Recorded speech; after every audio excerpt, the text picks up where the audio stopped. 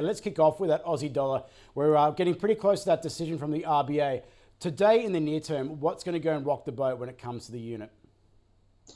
Well, the backdrop firstly is that perversely, the worse things get in Europe, the geopolitical disaster over there, the better things get for the Aussie dollar. And that's the sad state of affairs, because when we talk about additional sanctions coming onto Russian energy and gas, we see the commodity complex lift as it did overnight. And as it lifts, so does the Aussie. The Aussie now sitting just below that 75.50 high that we saw from October 2021.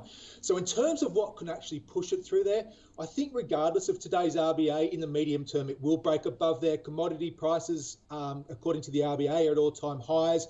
Back when we look to where it was last at this sort of level, we're talking about the RBA commodity index being there 2011, which was when the Aussie was up around 110.81. So on a lot of metrics, it's undervalued. Now, turning to the shorter term time frame, when we're looking at the RBA this afternoon in just over an hour, the main indication there we're going to be looking at is for wording which suggests that removal of the patient word, i.e. that they're getting closer to raising interest rates. Now, the market is fully priced at this point of time for a 25 basis point hike in June, so after the federal election. And then there's a further 100 points priced after that. So in terms of what can actually turn the dial on the interest rate market, a lot's already priced in there. It's already pushing up against the RBA's rhetoric.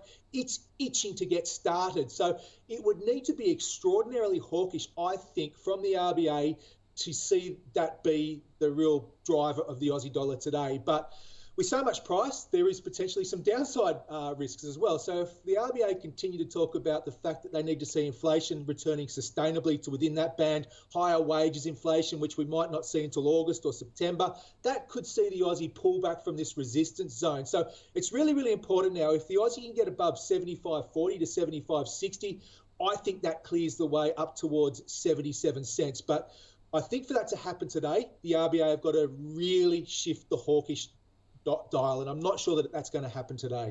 Yeah, a lot of hawkish expectations built into the Aussie now. So, of course, any pushback from the RBA might have some weakness in the near term. Longer term, though, you talked about the commodity side of the story. You know, we've got the commodity prices in Aussie dollar terms, our key commodity exports at the levels not seen in over a decade. Is that going to be the primary driver, do you think, over the medium term?